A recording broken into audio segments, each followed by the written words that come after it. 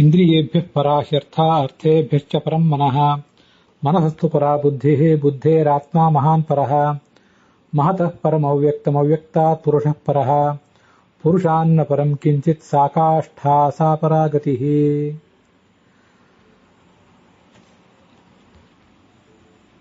ಶ್ರೀ ಗುರುಭ್ಯೋ ನಮಃ.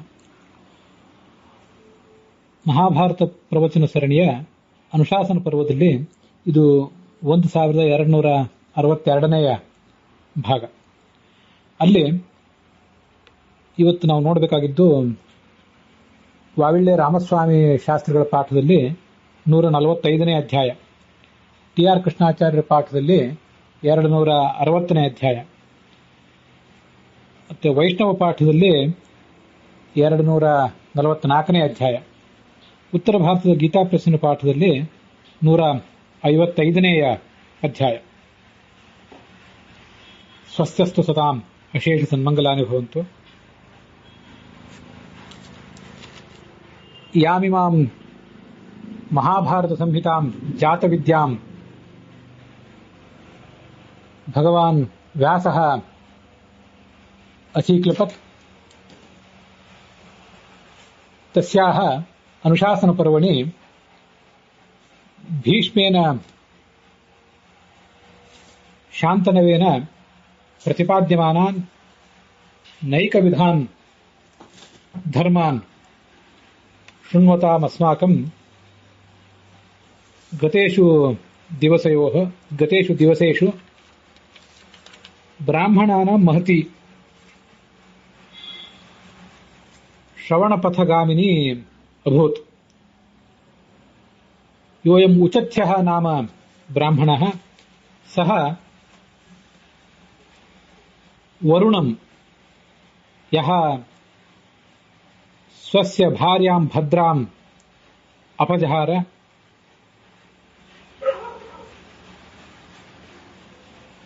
ತಂ ಜಿಗಾಯ ಮಯೈಷ ತಪಸಾ ಪ್ರಾಪ್ತ ಕೋಶತಸ್ಥೆ ಜಲಾಧಿಪ. ಹೇ ವರುಣ, ಇಯಂ ಮಮ ಪತ್ನಿ ಭದ್ರಾ ತವ ಕ್ರೋಶತಃ ಮಯಾ ಪ್ರಾಪ್ತ ಇತಿ ಘೋಷಯಾಮಾಸ ಚ. ಅಪಿ ಚ ವಾಯುಃ ಯಃ ಇಮಾಂ ಕಥಾಂ ಕಾರ್ತವೀರ್ಯಾರ್ಜುನಾಯ ಹೈಹಯಾಯ ವದತಿ ಸ್ಮ ಸ ಏವ ಮಾಹ.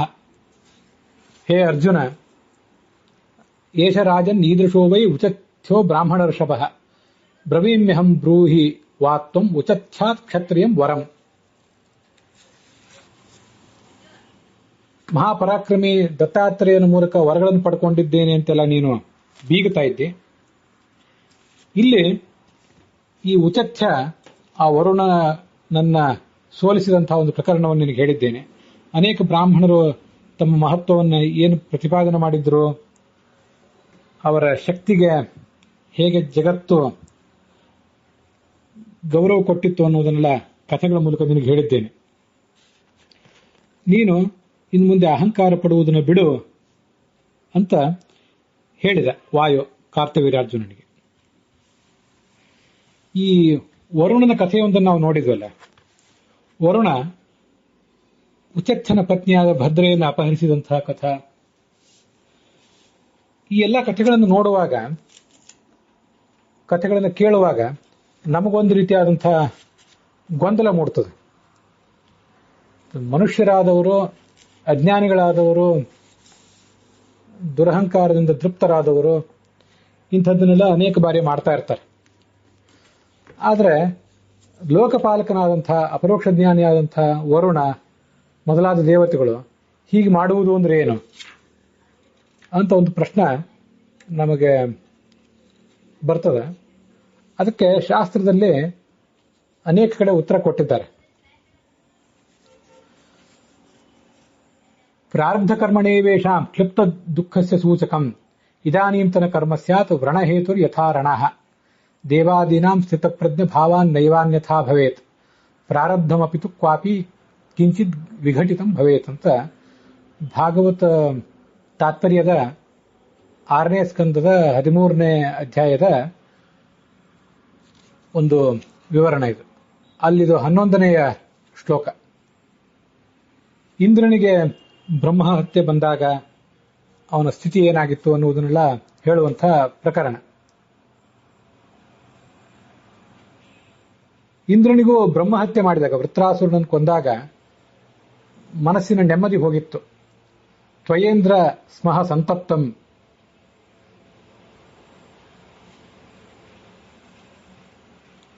ಅಂತ ಆ ಶ್ಲೋಕ ಇಂದ್ರನಿಗಾದಂತಹ ಸಂಕಟವನ್ನ ವರ್ಣನೆ ಮಾಡ್ತದೆ.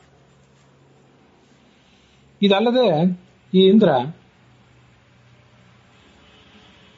ಗೌತಮರ ಪತ್ನಿಯಾದಂತಹ ಅಹಲ್ಯೆಯನ್ನು ಕೂಡ ಕೂಡಿದ್ದ. ಅದನ್ನು ನಾವು ಹಿಂದೆ ನೋಡಿದ್ದೇವೆ. ಇಂತಹ ಎಲ್ಲ ಪ್ರಕರಣಗಳನ್ನ ಯಾವ ದೃಷ್ಟಿಯಿಂದ ನಾವು ನೋಡಬೇಕು ಅನ್ನೋದನ್ನು ಗಮನಿಸಿ ಈ ಮುಂದಿನ ಭಾಗಕ್ಕೆ ನಾವು ಸಾಗೋಣ.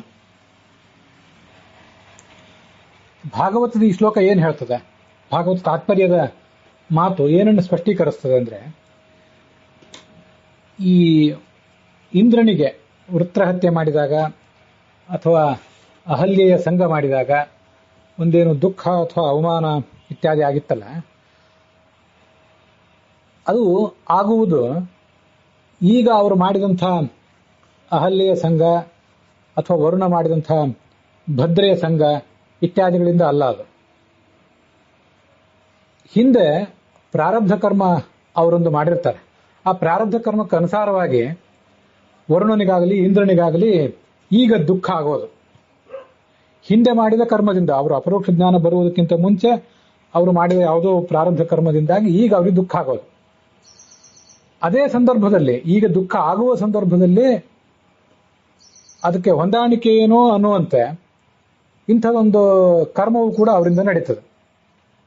ಇದಾನೀಂತನೇ ಕರ್ಮ ಸ್ಯಾತ್. ಹಿಂದೆ ಯಾವುದೋ ಇಂದ್ರ ಮಾಡಿದ ಪ್ರಾರಬ್ಧ ಕರ್ಮದಿಂದಾಗಿ ಅವನಿಗೆ ಅವಮಾನ, ಸೋಲು ಇತ್ಯಾದಿಗಳಾದವು. ಈಗ ಅವನಿಂದ, ಆ ಇಂದ್ರನಿಂದ ವೃತ್ರಹತ್ಯೆ ಅನ್ನುವಂಥ ಒಂದು ಕರ್ಮ ನಡೆಯಿತು.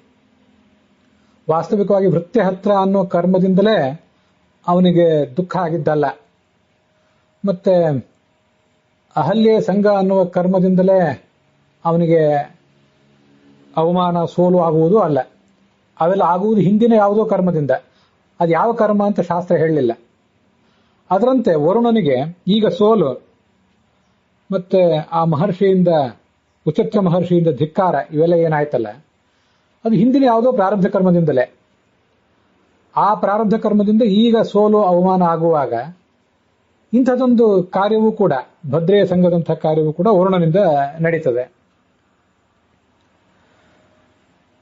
ಹೊಸದಾಗಿ ಪಾಪಕರ್ಮದಿಂದ ಇಂದ್ರನಿಗಾಗಲಿ ವರುಣನಿಗಾಗಲಿ ಯಾವುದೇ ದುಃಖ ಆಗೋದಿಲ್ಲ. ಅದಕ್ಕೊಂದು ಉದಾಹರಣೆ ಹೇಳ್ತಾರೆ ಅಲ್ಲೇ ಭಾಗವತ ತಾತ್ಪರ್ಯದಲ್ಲಿ. ವ್ರಣಹೇತು ಯಥಾರಣ ಅಂತ. ಅಶ್ವತ್ಥಾಮನಿಗೆ ಮೈಯೆಲ್ಲ ಗಾಯ ಆಗುವಂತ ಪ್ರಸಂಗ ಬಂದಿತ್ತು.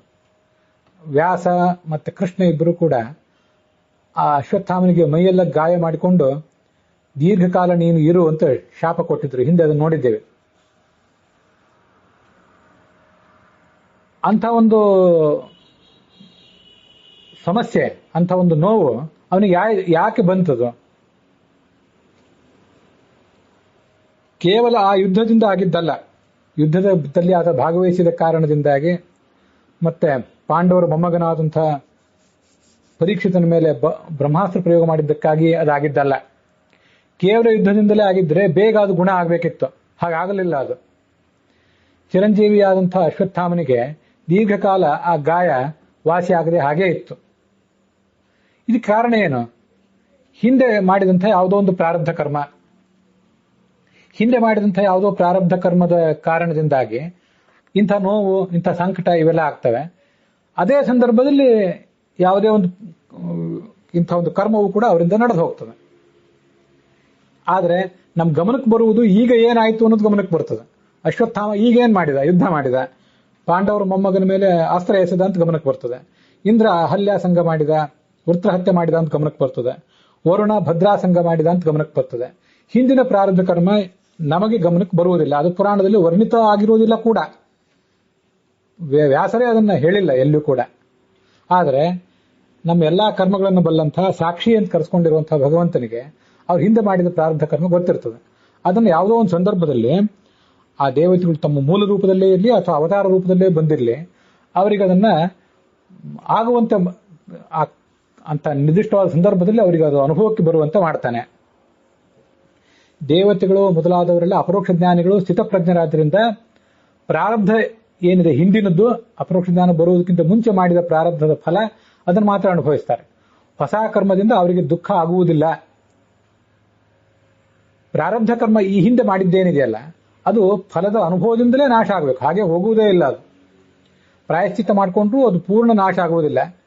ಆದರೆ ಪ್ರಾಯಶ್ಚಿತ್ತ ಮಾಡುವುದು ಯಾಕೆ ಅಂದ್ರೆ ಆ ಹಿಂದಿನ ಪ್ರಾರಬ್ಧ ಕರ್ಮದಿಂದ ಏನೊಂದು ತೀವ್ರವಾದ ಸಂಕಟ, ನೋವು, ಅವಮಾನ ಇವೆಲ್ಲ ಆಗಬೇಕಿತ್ತು, ಆ ತೀವ್ರತೆ ಕಡಿಮೆ ಆದಿತ್ತು ಹೊರತು ಪೂರ್ಣವಾಗಿ ಪ್ರಾರಬ್ಧ ಕರ್ಮ ಅಂತನ್ನೋದು ನಶಿಸುವುದಿಲ್ಲ. ಅದಕ್ಕೆ ಭೋಗದಿಂದಲೇ ಪರೀಕ್ಷೆಯ ಅನುಭವಿಸಿಯೇ ತೀರ್ಬೇಕು. ಅದಕ್ಕಾಗಿ ನಾನು ಪ್ರಾರಬ್ಧ ಅನುಭವಿಸಲೇಬೇಕು ಅಂತ ಅನೇಕ ಕಡೆ ಬಾರಿ ನಾವು ಕೂಡ ಮಾತಾಡ್ತಾ ಇರ್ತೇವೆ. ಇಲ್ಲಿ ಈ ಇಂದ್ರಂದು ಕೂಡ ಅಂಥದೇ ಒಂದು ಪ್ರಸಂಗ. ಪ್ರಾರಬ್ಧ ಕರ್ಮದಿಂದ ಇಂದ್ರನಿಗೆ ಸದಾ ಅಹಲ್ಯೆಯ ಬಯಕೆ ಇತ್ತು. ಇದನ್ನು ನಾವು ಗಮನಿಸಬೇಕಾಗುತ್ತೆ. ಕೆಲವು ಕಡೆ ವಿದ್ವಾಂಸರ ನಡುವೆ ಇದ್ರ ಬಗ್ಗೆ ಭಿನ್ನಾಭಿಪ್ರಾಯ ಬಂದರೂ ಬರಬಹುದು. ಆದರೆ ನಮ್ಮ ಗುರುಗಳಾದಂತಹ ಪುರಾಣಿಕಾಚಾರ್ಯರು ಏನು ಪ್ರತಿಪಾದನೆ ಮಾಡಿದ್ದಾರೆ ಅದನ್ನೇ ನಾನು ಕೂಡ ಹೇಳ್ತಾ ಬಂದಿದ್ದೀನಿ. ಮತ್ತೆ ಇಂದ್ರನಿಗೆ ಏನಾಗಿತ್ತು, ಇಲ್ಲಿ ವರುಣನಿಗೆ ಏನಾಗಿತ್ತು, ಅವೆರಡಕ್ಕೂ ಸಮಾನತೆ ಇದೆ. ಪ್ರಾರಬ್ಧ ಕರ್ಮದಿಂದ ಇಂದ್ರನಿಗೆ ಸದಾ ಅಹಲ್ಯೆಯ ಬಯಕೆ,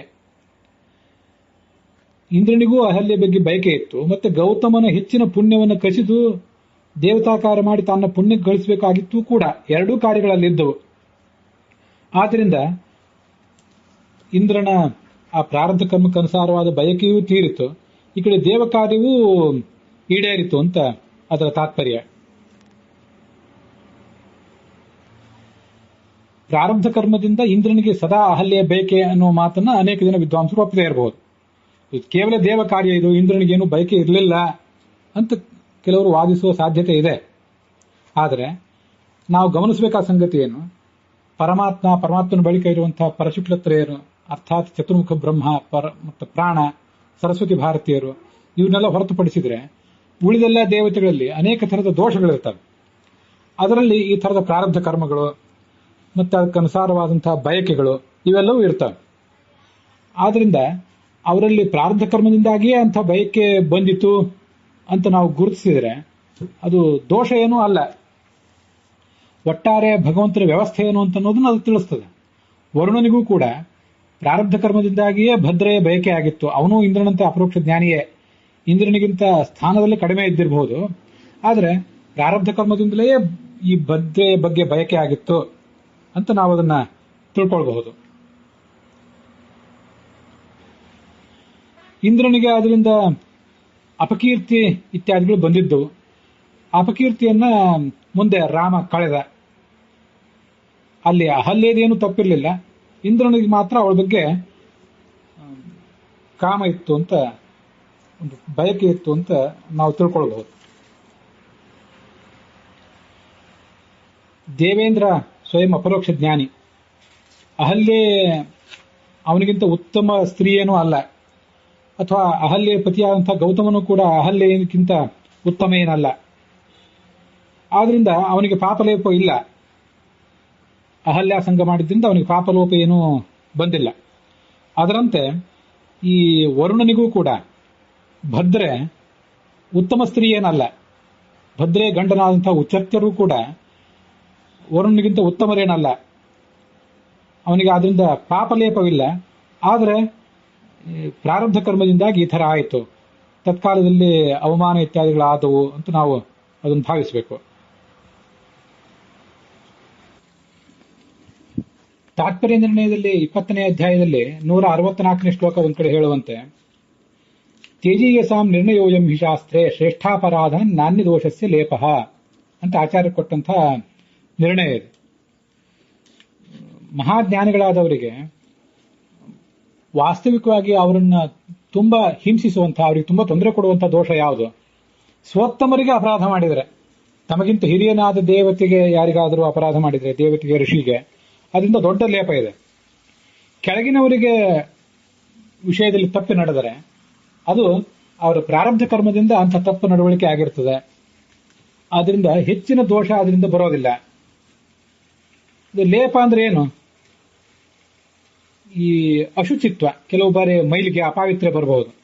ಮೋಕ್ಷದಲ್ಲಿ ಸಿಗಬೇಕಾಗಿರುವಂತಹ ಆನಂದದ ಹ್ರಾಸ ಅಂತನೂ ಇದಕ್ಕೆ ವ್ಯಾಖ್ಯಾನಕಾರರು ಅಭಿಪ್ರಾಯ ಪಡ್ತಾರೆ. ಅಶ್ವತ್ಥಾಮ ದುರ್ಯೋಧನ ಹೆಂಡತಿಯಲ್ಲಿ ಪುತ್ರೋತ್ಪಾದನೆ ಮಾಡ್ತೇನೆ, ನಿನ್ನ ವಂಶವನ್ನ ಮುಂದುವರಿಸ್ತೇನೆ, ನಾನು ನಿನ್ನ ವಂಶವೇ ಸಿಂಹಾಸನದಲ್ಲಿ ಕೂಡುವಂತೆ ಮಾಡ್ತೇನೆ ಅಂತ ಸಂಕಲ್ಪ ಮಾಡಿದ್ದ. ಆದ್ರಿಂದ ಅವನು ಬ್ರಹ್ಮಚರ್ಯಕ್ಕೆ ಭಂಗ ಬಂದಿತ್ತು. ಇದು ಅಶೌಚ. ಅವನು ಮಾಡದೆ ಹೋದ್ರೂ ಕೂಡ, ಕಾರ್ಯರೂಪಕ್ಕೆ ಇಳಿಸದೆ ಹೋದ್ರೂ ಕೂಡ ಅವನಿಗೊಂದು ಮೇಲಿಗೆ ಬಂದಿತ್ತು.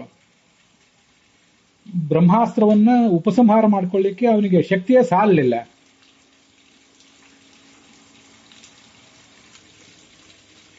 ಅಂತ ಹೀಗದು ಕಂಡು ಬರ್ತದಲ್ಲ. ಆ ದುರ್ಯೋಧನ ಹೆಂಡತಿಯಲ್ಲಿ ಪುತ್ರೋತ್ಪಾದನೆ ಮಾಡ್ತೀನಿ ಅಂತ ಸಂಕಲ್ಪ ಮಾಡಿದ್ನಲ್ಲ, ಆ ಕಾರಣದಿಂದಾಗಿ ಅವನಿಗೆ ತತ್ಕಾಲದಲ್ಲೇ ಬ್ರಹ್ಮಚರ್ಯ ನಷ್ಟವಾಯಿತು. ಮತ್ತೆ ಬ್ರಹ್ಮಾಸ್ತ್ರವನ್ನು ಉಪಸಂಹಾರ ಮಾಡ್ಕೊಳ್ಳಿಕ್ಕೆ ಶಕ್ತಿ ಸಾಲದಂತಾಯ್ತು. ಅದ್ ಪರಿಣಾಮ ಅಲ್ಲಿ ಖಂಡಿತಲ್ಲ, ಲೇಪ ಇದೆಯಲ್ವಾ ಅಂತ ನಾವು ಪ್ರಶ್ನೆ ಬರಬಹುದು. ಅಂತ ಆ ಪ್ರಶ್ನೆಗೆ ಏನು ಉತ್ತರ ಕೊಡಬೇಕು ಅಂದ್ರೆ, ಹಿಂದೆ ಯಾವಾಗೋ ಪ್ರಾರಬ್ಧ ಕರ್ಮವನ್ನು ಏನ್ ಮಾಡಿರ್ತಾರಲ್ಲ, ಆ ಪ್ರಾರಬ್ಧ ಕರ್ಮಕ್ಕನುಸಾರವಾಗಿ ಇಂಥ ಆಲೋಚನೆಗಳು ಅಶ್ವತ್ಥಾಮನಿಗಾಗಲಿ, ಇಂದ್ರನಿಗಾಗಲಿ, ವರುಣನಿಗಾಗಲಿ, ಮತ್ತೆ ಚಂದ್ರ ಸುಗ್ರೀವರಿಗಾಗಲಿ ಕೂಡ. ಚಂದ್ರ ಬೃಹಸ್ಪತಿಯ ಪತ್ನಿಯಾದ ತಾರೆಯನ್ನು ಕೂಡಿದ, ಸುಗ್ರೀವ ತನ್ನ ಅಣ್ಣ ವಾಲಿ ಅವನ ಪತ್ನಿಯಾದ ತಾರೆಯನ್ನ ಕೂಡಿದ. ಇವೆಲ್ಲ ಪೂರ್ವ ಜನ್ಮದ ಪ್ರಾರಬ್ಧ ಕರ್ಮದಿಂದ ಪ್ರೇರಿತವಾದಂತಹ ಆಲೋಚನೆಗಳು. ಮತ್ತೆ ಆ ಆಲೋಚನೆಗಳಿಂದ ಕೆಲವು ಬಾರಿ ಕೇವಲ ಆಲೋಚನೆಯಾಗಿ ಉಳಿತದೆ, ಕೆಲವು ಬಾರಿ ಅದು ಕ್ರಿಯೆಯಲ್ಲಿ ಪರಿಣಮಿಸುತ್ತದೆ. ಹೀಗೆ ಹಿಂದೆ ಮಾಡಿದ ಪ್ರಾರಬ್ಧ ಕರ್ಮದಿಂದಾಗಿ ಈ ತರದ ಸಮಸ್ಯೆಗಳು ಈಗ ಬಂದಿರ್ತವೆ. ಪ್ರಾರಬ್ಧ ತೀರಿ ಹೋಗ್ತದೆ ಅದರಿಂದ, ಹೊರತು ಹೊಸ ಲೇಪ ಅದರಿಂದ ಆಗುವುದಿಲ್ಲ ಅಂತ ಅರ್ಥ. ಅಲ್ಲಿ ಪ್ರಾರಬ್ಧ ಅಂತ ನಾವು ಹೇಳ್ತೀವಲ್ಲ, ಪ್ರಾರಬ್ಧ ಎಲ್ಲ ಕೆಟ್ಟ ಪ್ರಾರಬ್ಧವೇ ಏನಲ್ಲ. ಅಶ್ವತ್ಥಾಮನಿಗೆ ದುಃಖ ಪ್ರಾರಬ್ಧ. ಚಂದ್ರ, ಸೂರ್ಯ, ಮತ್ತೆ ಇಂದ್ರ, ವರುಣ ಇವರೆಲ್ಲರದು ಕೂಡ ಸುಖ ಪ್ರಾರಬ್ಧ ಅಂತ ತಿಳ್ಕೋಬೇಕು. ಅದನ್ನು ಗುರುಗಳಾದಂಥ ಪುರಾಣಿಕಾಚಾರ್ಯರು ಚಂದ್ರ ಸೂರ್ಯರ ಸುಖ ಪ್ರಾರಬ್ಧ ಇತ್ತು, ಯೋಗ್ಯತೆ ಮೀರಿ ಮಾಡಿದಂತಹ ಪುಣ್ಯ ಇತ್ತು, ಅದು ತೀರಿತಷ್ಟೇ. ಅರ್ಜುನ ವಿಧವಾ ಸಂಘ ಮಾಡಿದ, ವಿಧವಾ ಸಂಘ ಮಾಡಿ ಉಲೂಪಿ ಅನ್ನೋಳನ್ನು, ಅವಳಲ್ಲಿ ಒಂದು ಮಗುವನ್ನು ಕೂಡ ಪಡ್ಕೊಂಡ. ಅದನ್ನ ನಾವು ನೋಡಿದ್ದೇವೆ. ಇದೆಲ್ಲವೂ ಕೂಡ ಆ ಸುಖ ಪ್ರಾರಬ್ಧದಿಂದಾಗ ಆಗುವುದು. ಸುಖ ಪ್ರಾರಬ್ಧ ಅಂತನ್ನುವುದನ್ನು ನಾನು ಯಾಕೆ ಇಲ್ಲಿ ಪ್ರಸ್ತಾವ ಮಾಡಿದೆ ಅಂದ್ರೆ, ಆ ವರುಣ ಭದ್ರೆಯ ಜೊತೆಗೆ ದೀರ್ಘಕಾಲ ರಮಿಸಿದ ಅಂತ ಬಂದಿದೆ. ಅಲ್ಲಿ ಮಹಾಭಾರತದಲ್ಲಿ ರೇಮೆ ಅಂತ ಶಬ್ದ ಪ್ರಯೋಗ ಇದೆ. ತತ್ರ ದೇವ ತಯಾ ಸಾರ್ಧ್ಯಂ ರೇಮೆ ರಾಜನ್ ಜಲೇಶ್ವರ ಸುಖಪಟ್ಟ ಅಂತಿದೆ. ವಾಸ್ತವಿಕವಾಗಿ ಭದ್ರೆಯದಲ್ಲಿ ಏನು ಇನ್ವಾಲ್ವ್ಮೆಂಟ್ ಇತ್ತು, ಅವಳು ಆ ಕಾರ್ಯದಲ್ಲಿ ಕ್ರಿಯಾತ್ಮಕವಾಗಿ ಅನ್ವಯ ಪಡ್ಕೊಂಡಿದ್ಲೋ ಇಲ್ವೋ ಅದು ಗೊತ್ತಿಲ್ಲ. ಅದನ್ನೇನೂ ಮಹಾಭಾರತ ಹೇಳಿಲ್ಲ. ಕೇವಲ ಒಲ್ಲದ ಮನಸ್ಸಿನಿಂದ ಬಲಾತ್ಕಾರಕ್ಕೊಳಗಾಗಿ ವರುಣನ ಜೊತೆ ಇದ್ಲು, ಅಥವಾ ಕೆಲವು ಬಾರಿ ಬೇರೆ ಬೇರೆ ದೇವತಾ ಸ್ತ್ರೀಯರು, ಬೃಹಸ್ಪತಿ ಪತ್ನಿಯಾದ ತಾರೆ ಚಂದ್ರನ ಸೌಂದರ್ಯಕ್ಕೆ ಮನಸೋತು ಚಂದ್ರನ ಜೊತೆ ಹೊರಟೋಗಿ ಬಿಟ್ಟಿದ್ಲು ಅಂತ ಬಂದಿದೆ. ಅಂತ ಕೆಲವು ಕೆಲಸದಲ್ಲಿ ಅವರು ತಾವಾಗಿಯೇ ಪಾಲ್ಗೊಳ್ಳುವುದು ಇದೆ. ಪುರುಷರ ಸುಖ ಪ್ರಾರಬ್ಧ ಕೆಲವು ಬಾರಿ, ಸ್ತ್ರೀಯರ ಸುಖ ಪ್ರಾರಬ್ಧ ಕೆಲವು ಬಾರಿ, ಇವೆಲ್ಲವೂ ಕೂಡ ಇದ್ದೇ ಇರ್ತವೆ. ಆ ಪ್ರಾರಬ್ಧ ಕರ್ಮದಿಂದಾಗ ಆ ಥರ ಆಗ್ತದೆ. ಅಂಥ ಆಲೋಚನೆಗಳು ಬರ್ತವೆ, ಅಂಥ ಆಲೋಚನೆಗಳು ಕ್ರಿಯಾರೂಪಕ್ಕೆ ಇಳಿತವೆ ಕೂಡ. ಅರ್ಜುನನ ಪತ್ನಿ ಚಿತ್ರಾಂಗದ ಇದ್ದಲ್ಲ, ಅವಳು ಶಚೀದೇವಿ. ಅವಳು ಹಿಂದೆ ರಾಮಾಯಣದಲ್ಲಿ ವಾಲಿಯ ಪತ್ನಿಯಾಗಿ ತಾರೆಯಾಗಿದ್ದಲ್ಲ, ಸುಗ್ರೀವನ ಸಂಘ ಮಾಡಿದ್ದಲ್ಲ. ಆದ್ರಿಂದ ಅವಳು ತನ್ನ ಅವತಾರ ಪರಿಸಮಾಪ್ತ ಆದಾಗ ತನ್ನ ಮೂಲ ರೂಪಕ್ಕೆ ಹೋಗಿರ್ಲಿಲ್ಲಂತೆ. ತಾತ್ಪರ್ಯ ನಿರ್ಣಯ ಅದನ್ನು ಸ್ಪಷ್ಟಪಡಿಸಿದೆ. ಹೊರತು ಅಂತರಿಕ್ಷದಿಂದಲೇ ಇಲ್ಲಿಗೆ ಬಂದು ಉಳಿದಿದ್ದಳು. ಇದನ್ನು ಗಮನಿಸಿ. ಯಾವುದೇ ಒಬ್ಬ ದೇವತೆ ಇಲ್ಲಿ ಅವತಾರ ಮಾಡಿದವನು ಅವತಾರ ಪರಿಸಮಾಪ್ತ ಆದಾಗ ತನ್ನ ಮೂಲ ರೂಪದಲ್ಲಿ ಐಕ್ಯ ಹೊಂದುತ್ತಾನೆ. ಆದರೆ ತಾರೆ ಸುಗ್ರೀವನ ಅಂಗಸಂಗ ಮಾಡಿದ ಕಾರಣದಿಂದಾಗಿ ತನ್ನ ಮೂಲ ರೂಪವಾದ ಶಚಿಯಲ್ಲಿ ಐಕ್ಯ ಹೊಂದಲಿಲ್ಲ. ಅವಳು ಅಂತರಿಕ್ಷದಲ್ಲೇ ಇದ್ಲು. ಸ್ವರ್ಗಂ ನಾಗಾತ್, ಸ್ವರ್ಗಕ್ಕೆ ಆಕೆ ಹೋಗಲಿಲ್ಲ. ಅಂತರಿಕ್ಷಾದ್ ಇಹಾಸೀತ್, ಅಂತರಿಕ್ಷದಲ್ಲೇ ಪ್ರಾಯ ಎಡಬ್ರಂಗಿಯಾಗಿ ಸ್ವಲ್ಪ ಕಾಲ ಇದ್ದಳು. ಅಲ್ಲಿಂದ ಮತ್ತೆ ಚಿತ್ರಾಂಗದೆಯಾಗಿ ಇಲ್ಲಿ ಹುಟ್ಟಿದಳು. ಮತ್ತೆ ಆ ದೋಷದಿಂದಾಗಿ ಚಿತ್ರಾಂಗದೆಗೆ ಅರ್ಜುನನ ದೀರ್ಘಕಾಲದ ಸಂಘವೂ ಕೂಡ ಸಿಗಲಿಲ್ಲ ಅಂತ ಹೇಳ್ತಾರೆ. ಪ್ರಾರಬ್ಧ ಕರ್ಮ ಎಷ್ಟು ಪ್ರಬಲವಾದ್ದು ಅನ್ನೋದನ್ನು ಗಮನಿಸಬೇಕು. ಸುಭದ್ರೆ ದೀರ್ಘಕಾಲ ಅರ್ಜುನ ಜೊತೆಗಿದ್ಲು, ಆದರೆ ಚಿತ್ರಾಂಗದೆ ಇರಲಿಲ್ಲ. ನೈವ ತೇನೈವ ಹೇತೋಹೋ ನಾತಿ ಸಾಮೀಪ್ಯಮಾಸೀತ್ ತಸ್ಯಾಃ ಪಾರ್ಥೆ ಪುತ್ರಿಕಾ ಪುತ್ರಧರ್ಮ ಆಸೀತ್ ಅಂತ ತಾತ್ಪರ್ಯ ನಿರ್ಣಯದಲ್ಲಿ ಅದನ್ನ ಸ್ಪಷ್ಟಪಡಿಸಿದ್ದಾರೆ. ಕೇವಲ ಒಂದು 2-3 ತಿಂಗಳ ಕಾಲ ಮಾತ್ರ ಇದ್ದ, ಮುಂದೆ ಸುಭದ್ರೆಯನ್ನ ಮದುವೆ ಮಾಡಿಕೊಂಡ ಅರ್ಜುನ ಅಂತ ಹೀಗೆ ಕೇಳ್ತೇವೆ ನಾವು. ಈ ಪ್ರಾರಬ್ಧ ಕರ್ಮದ ಬಗ್ಗೆ ನಾವಿಷ್ಟೆಲ್ಲ ಶಾಸ್ತ್ರ ಏನ್ ಹೇಳಿದೆ ಅಂತ ಅನ್ನೋದು ನೋಡಿದ್ವಿ. ಚಂದ್ರ ಸುಗ್ರೀವಯೋಶ್ಚೈವ ಅಂತೇಳಿ ಅನುವ್ಯಾಖ್ಯಾನವೂ ಕೂಡ ಅದನ್ನೆಲ್ಲ ವರ್ಣನೆ ಮಾಡಿದೆ. ಶಾಸ್ತ್ರದಲ್ಲಿ ಅನೇಕ ಕಡೆ ಬಂದಿರುವಂತಹ ವಿಷಯ ಇದು. ನಮಗೆಲ್ಲ ಅನಿಸುವುದೇನು, ದೇವತೆಗಳಿಗೆ ಅದರಿಂದ ಪಾಪ ಬರಲಿಲ್ಲ. ದೇವಾನಾಂ ನಿರಯೋ ನಾಸ್ತಿ. ಯಾರಿಗೆ ದೇವತಾ ಪದವಿಯಲ್ಲಿ ಅವರಿದ್ದಾರೋ, ಚಂದ್ರ, ವರುಣ ಮತ್ತೆ ಇಂದ್ರ ಮೊದಲಾದವರೆಲ್ಲ ದೇವತಾ ಪದವಿಯಲ್ಲಿದ್ದವರು, ಅವರು ನಹಿ ದೇವಪದಂ ಪ್ರಾಪ್ತಾಹ ಬ್ರಹ್ಮದರ್ಶನ ವರ್ಜಿತಾಹ ಅಂತ ಹೇಳುವಂತೆ ಅಪರೋಕ್ಷ ಜ್ಞಾನ ಉಳ್ಳವರೇ ಆಗಿರ್ತಾರೆ. ಅಪರೋಕ್ಷ ಜ್ಞಾನ ಪಡ್ಕೊಂಡೇ ಆ ಪದವಿಗೆ ಬಂದಿರ್ತಾರೆ. ಅವರಿಗೆ ಮತ್ತೆ ದೋಷ ಇಲ್ಲ, ನರಕ ಆಗೋದಿಲ್ಲ. ಆದರೆ ಈ ಎಲ್ಲಾ ಕಥೆಗಳನ್ನು ಓದುವಾಗ ನಮಗೆ ಸಿಗುವಂತ ಸಂದೇಶ ಏನು? ತೀರಾ ಸಾಮಾನ್ಯವಾದಂತಹ ಪ್ರಶ್ನೆಯನ್ನೇ ಕೆಲವರು ಕೇಳ್ತಾ ಇರ್ತಾರೆ. ಮನುಷ್ಯರು ಹಾಗೆ ವರ್ತಿಸಿ ಬಿಟ್ರೆ ಗತಿ ಏನು? ದೇವತೆಗಳು ಹಾಗೆ ಮಾಡಿದ್ದಾರೆ, ನಾವು ಮಾಡಿದ್ದೀವಿ ಅಂತ ವರ್ತಿಸಿ ಬಿಟ್ಟಾರು ಮನುಷ್ಯರು. ಆಮೇಲೆ ಕೆಲವು ಬಾರಿ ಹಾಗೆ ಆಕಸ್ಮಿಕವಾಗಿ ಆದ ವರ್ತನೆಗಳಿಗೆ ದೇವತೆಗಳು ಹೀಗೆ ಮಾಡಿದ್ದಾರೆ, ಮತ್ತೆ ಯಾರೋ ಒಬ್ರು ದೊಡ್ಡವರು ಹೀಗೆ ಮಾಡಿದ್ದಾರೆ, ಸಮಾಜಕ್ಕೆ ಮಾರ್ಗದರ್ಶನ ಮಾಡಬೇಕಾದವ್ರು ಹೀಗೆ ಮಾಡಿದ್ದಾರೆ. ಅವರೆಲ್ಲ ಮಾಡಿರುವಾಗ ನಾವು ಮಾಡಿದ್ದೇನು ದೊಡ್ಡ ವಿಷಯವಲ್ಲ ಅಂತ ತಾವು ಮಾಡಿದ ವರ್ತನೆಯನ್ನು ಸಮರ್ಥಿಸಿಕೊಳ್ಳುವುದು ಕಾಣುತ್ತದಲ್ಲ. ಅದರಿಂದ ಇದನ್ನ ನಮಗೆ ಸಿಗುವಂತ ಸಂದೇಶ ಏನು? ಭಾರತ, ರಾಮಾಯಣ, ಮಹಾಭಾರತ ಇತ್ಯಾದಿಗಳನ್ನು ಓದುವಾಗ ನಮಗೆ ಸಿಗುವಂತ ಸಂದೇಶದ ಬಗ್ಗೆ ಕೂಡ ನಾವು ಆಲೋಚನೆ ಮಾಡಬೇಕಲ್ಲ. ಈ ಕಥೆಗಳ ಮೂಲಕವಾಗಿ ನಮಗೆ ಸಿಗುವ ಸಂದೇಶ ಏನು ಅಂತ ಕೂಡ ಒಂದು ಸಾಮಾನ್ಯವಾದಂತಹ ಪ್ರಶ್ನೆ ಬರ್ತಿರ್ತದೆ. ಆ ಪ್ರಶ್ನೆಗೂ ಕೂಡ ನಾವು ಹೀಗೆ ಉತ್ತರ ತಿಳ್ಕೊಳ್ಬೇಕು. ನಾವು ತಗೊಳ್ಬೇಕಾದ ಸಂದೇಶವನ್ನ ಈ ತರ ನಾವು ಮಾಡಬಾರ್ದು ಅಂತ ಸಂದೇಶ ತಗೊಳ್ಬೇಕಷ್ಟೇ. ಅವ್ರು ಹೀಗೆ ಮಾಡಿದಾಗ ಅವ್ರಿಗೇನು ಆಗಲಿಲ್ಲ, ಆದ್ರಿಂದ ನಮಗೂ ಏನು ಆಗ್ಲಿಕ್ಕಿಲ್ಲ ಅಂತ ನಾವು ಸಂದೇಶ ತಗೊಳ್ಳುವುದಲ್ಲ. ಯಾಕೆಂದ್ರೆ ಇಷ್ಟೆಲ್ಲ ಕಥೆಗಳನ್ನ ವೇದವ್ಯಾಸರು, ಪುರಾಣಕಾರರು ಯಾವುದೇ ಮುಚ್ಚು ಮರೆಯಿಲ್ಲದೆ ವರ್ಣನೆ ಮಾಡಿದ್ದಾರೆ ಅಂತ ಅನ್ನೋದನ್ನು ತಿಳಿಬೇಕು ನಾವು. ರೇಮೆ ಅಂತ ಸ್ಪಷ್ಟವಾಗಿ ಪ್ರಯೋಗ ಮಾಡಿದ್ದಾರೆ. ಅವನ ಪ್ರಾರಬ್ಧ ಕರ್ಮಕ್ಕನುಸಾರವಾಗಿ ಅವನಿಗೇನು ವರುಣನಿಗೆ ಭದ್ರೆಯ ಬಗ್ಗೆ ಬಯಕೆ ಮೂಡಿತ್ತು, ಇಂದ್ರನಿಗೆ ಅಹಲ್ಯೆಯ ಬಗ್ಗೆ, ಚಂದ್ರನಿಗೆ ತಾರೆಯ ಬಗ್ಗೆ ಏನೇನು ಬಯಕೆ ಮೂಡಿತ್ತು ಅನ್ನೋದನ್ನೆಲ್ಲ ಸ್ಪಷ್ಟವಾಗಿ ಶಾಸ್ತ್ರ ವರ್ಣನೆ ಮಾಡಿದೆ. ಆಮೇಲೆ ಅವ್ರಿಗೇನು ಅವಮಾನ ಆಗಿತ್ತು, ಸಂಕಟ ಆಗಿತ್ತು ಅಂತ ಅನ್ನೋದನ್ನು ಕೂಡ ವರ್ಣನೆ ಮಾಡಿದೆ. ನಾವು ಆಯಾ ದೇವತಾ ಶ್ರೇಷ್ಠರಿಗೆ ಆದಂತಹ ದುಷ್ಪರಿಣಾಮಗಳೇನಿವೆ ಅದನ್ನು ಗಮನಿಸಬೇಕಲ್ಲ. ಅವರಿಗೆ ನರಕ ಆಗದೇ ಇರಬಹುದು, ದೊಡ್ಡ ದೇವತೆಗಳಾದ್ರಿಂದ ನರಕ ಅವರಿಗೆ ಇಲ್ಲವೇ ಇಲ್ಲ. ಮುಕ್ತಿಯೂ ಅವರಿಗೆ ನಿಶ್ಚಿತವೇ, ಆದ್ರಿಂದ ಮುಕ್ತಿಗೂ ಏನು ಲೋಪ ಆಗಲಿಕ್ಕಿಲ್ಲ. ಆದರೆ ತತ್ಕಾಲದಲ್ಲಿ ಅವಮಾನ, ಸಂಕಟ ಇತ್ಯಾದಿಗಳಾದವಲ್ಲ, ಅದನ್ನು ನಾವು ಗಮನಿಸಬೇಕು. ಮತ್ತೆ ನಾವು ದೇವತೆಗಳು ಅಲ್ಲ ಅನ್ನೋದನ್ನು ನಾವು ಗಮನಿಸಲೇಬೇಕಲ್ಲ. ಪ್ರಶ್ನೆ ಕೇಳುವವರು ನಾವು ದೇವತೆಗಳು ಅಲ್ಲ ಅಂತ ಅನ್ನೋದನ್ನು ತಿಳ್ಕೊಂಡೇ ಇದ್ದಾರಲ್ಲ, ತಾವು ದೇವತೆಗಳು ಅಲ್ಲ ಅಂತ ಅನ್ನೋದನ್ನು. ಹಾಗಿದ್ಮೇಲೆ ದೇವತೆಗಳು ನರಕ ಆಗಲಿಲ್ಲ, ನಮಗೆ ನರಕ ಆಗುವುದು ನಿಶ್ಚಿತ ಇದರಿಂದ. ಮತ್ತೆ ದೇವತೆಗಳ ದೇಹ ಪಾಂಚಭೌತಿಕ, ನಮ್ಮದು ದೇಹ ಪಾಂಚಭೌತಿಕ. ಆದರೆ ನಮ್ಮ ದೇಹದಲ್ಲಿ ಪಾರ್ಥಿವ ಭಾಗ ಹೆಚ್ಚು, ದೇವತೆಗಳ ದೇಹದಲ್ಲಿ ತೇಜೋ ಭಾಗ ಹೆಚ್ಚು. ಆದ್ರಿಂದ ನಮಗೆ ಇಂಥ ಅನೈತಿಕ ವ್ಯವಹಾರಗಳಿಂದ ದೈಹಿಕವಾದ ರೋಗಗಳು ಮತ್ತೆ ಮಾನಸಿಕವಾದಂತಹ ದುಷ್ಪರಿಣಾಮಗಳು, ಅವು ಕೆಲವು ಸಂಸ್ಕಾರಗಳು, ಇಂಥ ಅನೈತಿಕ ವ್ಯವಹಾರಗಳನ್ನು ಮಾಡಿದಾಗ ಅಂಥ ಸಂಸ್ಕಾರಗಳು ನಮ್ಮ ತಲೆಯಲ್ಲಿ ಉಳಿತವೆ. ಅವು ಮುಂದಿನ ಅಂಥ ಮತ್ತಷ್ಟು ದುರ್ವರ್ತನೆಗಳಿಗೆ ಕಾರಣ ಆಗ್ತವೆ. ದೇವತೆಗಳಿಗೆ ಅವ್ರು ಹಿಂದೆ ಮಾಡಿದ ಪ್ರಾರಬ್ಧ ಕರ್ಮಕ್ಕನುಸಾರವಾಗಿ ಅದು ತೀರಬೇಕಾಗಿತ್ತು, ತೀರಿ ಹೋಗ್ಲಿಕ್ಕೆ ಅದು ಕಾರಣ ಆಯಿತು ಆ ದುರ್ವರ್ತನೆ. ಆ ಸಂಸ್ಕಾರ ಅವ್ರ ಮನಸ್ಸಿನಲ್ಲಿ ಉಳಿದು ಮುಂದಿನ ದುರ್ವರ್ತನೆಗಳಿಗೆ ಅದು ಕಾರಣ ಆಗೋದಿಲ್ಲ ಅನ್ನೋದನ್ನ ನಾವು ಗಮನಿಸಬೇಕು. ಹಾಗೆ ಮುಂದೆಲ್ಲೂ ಇಂದ್ರ ವರ್ತಿಸಲಿಲ್ಲ, ವರುಣ ವರ್ತಿಸಲಿಲ್ಲ, ಒಂದೆರಡು ಬಾರಿ ವರ್ತಿಸಬಹುದು. ಆ ಥರನೇ ಮತ್ತೆ ಮತ್ತೆ ವರ್ತಿಸಿ ಅವ್ರು ಹಾಳಾಗಲಿಲ್ಲ ಅನ್ನೋದನ್ನ ನಾವು ಗಮನಿಸಬೇಕಲ್ಲ. ಆದರೆ ನಾವು ಭೌತ ದೇಹದಲ್ಲಿದ್ದೇವೆ. ಪಂಚ ಮಹಾಭೂತಗಳಲ್ಲಿಯೂ ಪಾರ್ಥಿವ ಭೌತ ನಮ್ಮ ದೇಹದಲ್ಲಿ ಹೆಚ್ಚು. ತೀವ್ರವಾದಂಥ ಹೇಳಲಿಕ್ಕೆ ಅಸಾಧ್ಯವಾದಂಥ ದೈಹಿಕ ರೋಗಗಳು ನಮಗೆ ಬಂದಾವು, ಮಾನಸಿಕವಾದಂಥ ದುಷ್ಪರಿಣಾಮಗಳು ಅದರಿಂದ ಆಗ್ತವೆ. ಇಂಥ ದುರ್ವರ್ತನೆಗಳನ್ನು ಮಾಡಿದವನ, ಅದರಲ್ಲಿ ಇನ್ವಾಲ್ವ್ ಆದವರ ಎಲ್ಲರ ಕುಟುಂಬಗಳ ಮೇಲೆ ಅದರಿಂದ ದುಷ್ಪರಿಣಾಮ ಆಗ್ತದೆ ಅಂತನ್ನುವುದೆಲ್ಲ ಸಮಾಜದಲ್ಲಿ ಕಂಡಿದೆಯಲ್ಲ. ಮತ್ತೆ ಆ ಸಂಸ್ಕಾರ ತಲೆಯಲ್ಲಿ ಉಳಿದ್ರೆ ಮತ್ತಷ್ಟು ಅಂಥದೇ ದುರ್ವರ್ತನೆಗಳನ್ನು ಮಾಡುವಂತಾಗ್ತದೆ. ದೇವತೆಗಳು ಮಹಾಸಾತ್ವಿಕರಾದ್ರಿಂದ ಅವರಿಗೆ ಮೋಕ್ಷ ನಿಶ್ಚಿತ. ಯಾರು ನಮ್ಮಂಥವ್ರು, ನಮ್ಮಲ್ಲಿ ಕೆಲವರು ನಾವೇನಿದ್ದೇವೆ, ಕೆಲವರು ಅದರಲ್ಲಿ ಸಾತ್ವಿಕರು ಅಂತಲೇ ನಿಶ್ಚಿತ ಅಲ್ಲ. ಅಂಥವರು ಇದನ್ನೆಲ್ಲ ಮುಂದುವರಿಸ್ತಾ ಹೋದಾಗ ಅದು ಅವ್ರಿಗೆ ದುಷ್ಪರಿಣಾಮಕ್ಕೆ ಕಾರಣ ಆಗ್ತದೆ ಅನ್ನೋದನ್ನ ನಾವು ತಿಳ್ಕೋಬೇಕಾಗ್ತದೆ.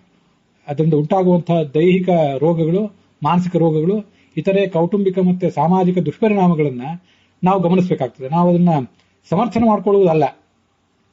ನಾವು ಈ ಇಂದ್ರ, ವರುಣ ಮತ್ತೆ ಚಂದ್ರ, ಸುಗ್ರೀವ ಇಂಥವರ ಕಥೆಗಳನ್ನೇ ತಗೊಂಡು ಅದರಿಂದಲೇ ನಮಗೆ ಒಂದು ಮೆಸೇಜ್ ಸಿಗಬೇಕು ಅಂತ ನಾವ್ಯಾಕೆ ಆಲೋಚನೆ ಮಾಡಬೇಕು? ಅದೇ ಇಂದ್ರ ಅರ್ಜುನನಾಗಿ ಭೂಲೋಕಕ್ಕೆ ಬಂದಾಗ ಊರ್ವಶಿಯ ಸಂಘಕ್ಕೆ ಆತ ಒಪ್ಪಲಿಲ್ವಲ್ಲ. ಸ್ವರ್ಗಕ್ಕೆ ಹೋದಾಗ ಆತ ಊರ್ವಶಿಯ ಸಂಘ ಮಾಡಲಿಲ್ಲ ಅಂತ ಅನ್ನೋದನ್ನು ಗಮನಿಸಬೇಕಲ್ಲ. ಅನೇಕ ಜನ ದೇವತೆಗಳು, ಋಷಿಗಳೆಲ್ಲರೂ ಕೂಡ ಅಂಥ ಅಖಂಡವಾದಂಥ ನಿಷ್ಠೆಯನ್ನು ತೋರಿಸಿದ್ದನ್ನ ನಾವು ಗಮನಿಸಬೇಕಲ್ಲ. ಅದು ನಮಗೆ ಸಿಗಬೇಕಾದಂತಹ ಮೆಸೇಜ್. ಯಾವತ್ತೂ ಕೂಡ ನಮಗೆ ಸಿಗಬೇಕಾದಂತಹ ಸಂದೇಶ, ನಮಗೆ ಸಿಗಬೇಕಾದಂತಹ ಬುದ್ಧಿವಾದ ದೊಡ್ಡವರು ಮಾಡಿದಂತಹ ಸತ್ಕಾರ್ಯಗಳಿಂದ ಅನೇಕ ಬಾರಿ ಸಿಗೋದಿಲ್ಲ.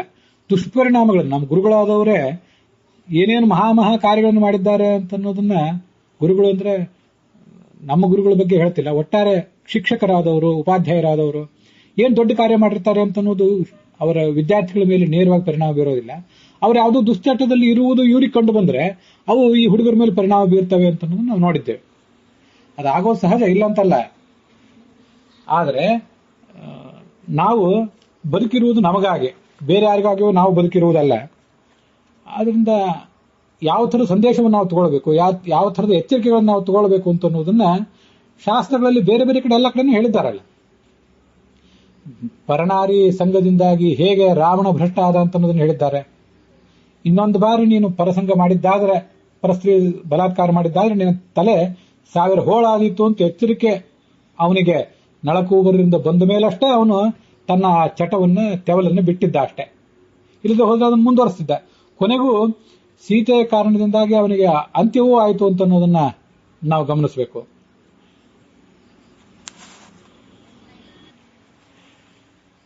ಈ ಎಲ್ಲ ಪ್ರತಿಪಾದನೆಗಳನ್ನು ಗಮನಿಸಿಯೇ ದೇವತೆಗಳು ಸಾತ್ವಿಕರು ನಿಶ್ಚಿತ, ಭಗವದ್ಭಕ್ತರು ಅಂತ ನಿಶ್ಚಿತ, ಮುಕ್ತಿಗೆ ಹೋಗ್ತಾರೆ ಅಂತ ನಿಶ್ಚಿತ. ಆದ್ರಿಂದ ಅವರಿಗೆ ಇದು ಪ್ರಾರಬ್ಧ ಕರ್ಮದಿಂದ ಹೀಗಾಯಿತು ಅಂತ ಶಾಸ್ತ್ರ ನಿರ್ಣಯ ಕೊಟ್ಟಿದೆ. ನಮ್ಮಂಥವ್ರು ಯಾರಾದರೂ ಸ್ವಯಂ ನಾವೇ ಇಂಥ ದುರ್ವರ್ತನೆಗಳನ್ನು ಮಾಡುವಾಗ, ಅಥವಾ ನಮ್ಮ ಸುತ್ತಮುತ್ತಿದ್ದವರು ಬೇರೆ ಯಾರಾದರೂ ಅಂಥ ದುರ್ವರ್ತನೆಯನ್ನು ಮಾಡಿದಾಗ ಅವರನ್ನ ನಾವು ವಿಮರ್ಶಿಸುವ ಸಂದರ್ಭ ಬಂದಾಗ, ಇದು ಪ್ರಾರಬ್ಧ ಕರ್ಮದಿಂದಾಗಿ ಹೀಗಾಗ್ತಾ ಇದೆ, ನನ್ನ ಪ್ರಾರಬ್ಧದಿಂದ ತೀರ್ತಾ ಇದೆ ಅಂತ ನಾವು ನಮ್ಮನ್ನೇ ಸಮರ್ಥನೆ ಮಾಡಿಕೊಳ್ಳುವುದಾಗಲಿ, ನಾವು ನಮಗೆ ಬೇಕಾದವರನ್ನ ಮತ್ತೊಬ್ಬರನ್ನ ಆ ರೀತಿ ಸಮರ್ಥನೆ ಮಾಡುವುದಾಗಲಿ ಉಚಿತ ಅಲ್ಲ. ಯಾವುದೇ ಒಬ್ಬ ನಿರ್ದಿಷ್ಟ ವ್ಯಕ್ತಿ ಬಗ್ಗೆ ನಾನು ಇದನ್ನು ಹೇಳ್ತಿಲ್ಲ. ಒಟ್ಟಾರೆ ನಾವಿಂಥದನ್ನ ಮಾಡ್ತಾ ಇರ್ತೇವೆ, ಹಾಗೆ ಮಾಡಬಾರದು ಅಂತನ್ನುವುದಕ್ಕೆ ಈ ಮಾತನ್ನು ಹೇಳ್ತಿದ್ದೇನೆ. ಕಾರಣ ಏನಂದ್ರೆ, ಪ್ರಾರಬ್ಧ ಕರ್ಮ ಮತ್ತು ಸಂಚಿತ ಕರ್ಮ ಅಂತನ್ನುವ ಒಂದು ಮಾರ್ಜಿನ್, ಒಂದು ಬೈಫರ್ಕೇಶನ್, ಒಂದು ವಿಭಾಗ ಆಗುವುದು ಯಾವಾಗ? ಅಪರೋಕ್ಷ ಜ್ಞಾನ ಬಂದ ಮೇಲೆ. ಅಪರೋಕ್ಷ ಜ್ಞಾನ ಬಂದ ಮೇಲೆ ಅಲ್ಲಿಯವರೆಗೆ ಓಪನ್ ಆಗಿದ್ದಂತಹ ಕರ್ಮಗಳೆಲ್ಲವೂ ಕೂಡ ಪ್ರಾರಬ್ಧ ಕರ್ಮ ಅಂತನೂ, ಇನ್ನೂ ಓಪನ್ ಆಗದೇ ಇರುವ ಕರ್ಮಗಳನ್ನು ಸಂಚಿತ ಕರ್ಮ ಅಂತಲೂ ನಾವು ಹೇಳ್ತೇವೆ. ಆದ್ರಿಂದ ಅಪರೋಕ್ಷ ಜ್ಞಾನ ಬಂದವರಿಗೆ ಅದು ಪ್ರಾರಬ್ಧ, ಅದು ಸಂಚಿತ ಅಂತ ಅನ್ನೋದು ನಿಶ್ಚಿತ.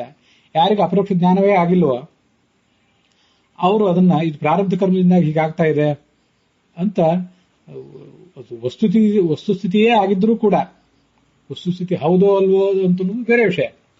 ಅದು ವಸ್ತುಸ್ಥಿತಿಯೇ ಆಗಿದ್ರೂ ಕೂಡ ತಮ್ಮನ್ನು ತಾವು ಹಾಗೆ ಸಮರ್ಥನೆ ಮಾಡಿಕೊಳ್ಳುವುದಾಗಲಿ, ನಾವು ನಮಗೆ ಬೇಕಾದವರು ಅನ್ನೋ ಕಾರಣಕ್ಕಾಗಿಯೇ ಮತ್ತೆ ಹಾಗೆ ಸಮರ್ಥನೆ ಮಾಡಿಕೊಳ್ಳುವುದಾಗಲಿ ಅದು ಉಚಿತ ಅಲ್ಲ. ಯಾವುದೇ ಪ್ರಕಾರದಿಂದ ಅಂಥ ಸ್ವೇಚ್ಛಾಚಾರ, ಸ್ವಚ್ಛಂದತೆ ಅದು ಸಲ್ಲದು. ಅಂಥ ಯಾವುದೇ ಘಟನೆ ಯಾವುದೇ ವ್ಯಕ್ತಿಯ ಜೀವನದಲ್ಲಿ ನಡೆದಿದ್ರೆ ಅದಕ್ಕೆ ಸಂಬಂಧಪಟ್ಟಂತಹ ವ್ಯಕ್ತಿ ಭಗವಂತನಲ್ಲಿ ಪ್ರಾಂಜಲವಾದ ಮನಸ್ಸಿನಿಂದ ಇಂಥ ಕಾರ್ಯಗಳನ್ನು ನನಗೆ ಮಾಡಿಸಬೇಡ ಅಂತ ಕರ್ಮವನ್ನು ಅವನಲ್ಲಿ ಸಮರ್ಪಣೆ ಮಾಡುವುದು. ದುಷ್ಕರ್ಮವನ್ನು ಸತ್ಕರ್ಮವನ್ನು ಎರಡನ್ನೂ ಭಗವಂತನಿಗಂತೂ ಸಮರ್ಪಿಸಬೇಕು. ದುಷ್ಕರ್ಮವನ್ನು ಕೂಡ ನನ್ನ ಪಾಪದಿಂದಾಗಿ ಇಂಥ ನಡೆದಿದೆ, ಪ್ರಾರಬ್ಧ ಕರ್ಮದಿಂದಾಗಿ ನಡೆದಿದೆ, ಇಂಥದನ್ನ ಇನ್ನು ಮುಂದೆ ನೀನು ನಡೆಸದಿರು ಅಂತ ಅವನಲ್ಲಿ ಕೇಳ್ಕೋಬೇಕಷ್ಟೆ. ನಾವು ಗಳಿಸಿದಂತಹ ಶಾಸ್ತ್ರಜ್ಞಾನವಾಗಲಿ, ನಮಗಿರುವಂತಹ ಅನುಭವವಾಗಲಿ ಯಾವುದೂ ಕೂಡ ನಮ್ಮನ್ನು ಯಾವತ್ತೂ ಸನ್ಮಾರ್ಗದಲ್ಲೇ ನಡೆಸ್ತದಂತಿಲ್ಲ. ಎಂತೆಂಥ ಮಹಾಜ್ಞಾನಿಗಳಾದವರು, ನಾವು ಪುರಾಣದಲ್ಲಿ ಭಾಗವತಾದಿ ಪುರಾಣಗಳಲ್ಲಿ ನೋಡಿದ್ದೇವೆ, ಎಂತೆಂಥ ದೊಡ್ಡ ದೊಡ್ಡ ಜ್ಞಾನಿಗಳಾದವರು ಯಾವುದೋ ಪ್ರಾರಬ್ಧ ಕರ್ಮದಿಂದಾಗಿ ಈ ಜೀವನ ಅನ್ನುವಂಥ ಹಾವು ಏಣಿ ಆಟದಲ್ಲಿ ಇದ್ದಕ್ಕಿದ್ದಂತೆ ಒಂದು ದೊಡ್ಡ ಏಣಿಯನ್ನು ಹತ್ತಿ ಮೇಲೆ ಹೋಗಿಬಿಡ್ತಾರೆ, ಮತ್ತಾವುದೋ ಹಾವಿನಿಂದ ಕತ್ತಿಸ್ಕೊಂಡು ಕೆಳಗೆ ಬೀಳೋದು ಕಾಣ್ತದೆ. ಆದ್ರಿಂದ ಇದ್ಯಾವುದೂ ಕೂಡ ನಮ್ಮ ಮತ್ತು ನಮಗೆ ಬೇಕಾದವರ ಸಮರ್ಥನೆ ಕಾರಣ ಆಗಬಾರದು. ನಮ್ಮ ತಪ್ಪನ್ನ ಒಪ್ಪಿಕೊಂಡು ಭಗವಂತನಲ್ಲಿ ಪ್ರಾರ್ಥನೆ ಮಾಡುವುದು ಆಗಬೇಕು. ಈಗಿನ ತಪ್ಪನ್ನ ತಿದ್ಕೊಳ್ಳುವ ದೃಷ್ಟಿಯಿಂದ ಮುಂದೆ ಇಂಥ ತಪ್ಪನ್ನ ಮಾಡಿಸಬೇಡ ಅಂತ ಭಗವಂತನನ್ನ ಕೇಳಬೇಕು. ಅದು ನಮಗಿರುವಂತಹ ಮಾರ್ಗ. ಈ ವಿಷಯಕ್ಕೆ ಸಂಬಂಧಪಟ್ಟಂತೆ ನಂದೊಂದು ಆತ್ಮಾವಲೋಕನ ಇದೆ. ಅದು ಒಂದು ಸಿಂಹಾವಲೋಕನವೂ ಹೌದು. ನಾವು ಇಂಥ ತಪ್ಪುಗಳನ್ನ, ಅವರು ದೇವತೆಗಳು ಮಾಡಲಿ, ಋಷಿಗಳು ಮಾಡಲಿ, ಅಥವಾ ಮತ್ತಾರೋ ನಮ್ಮ ಸಮಾಜದಲ್ಲಿ ಮುಖಂಡರಾದವರು, ನೇತಾರರಾದವರು ಮಾಡಲಿ, ನಾವದನ್ನ ಸಾಮಾನ್ಯವಾಗಿ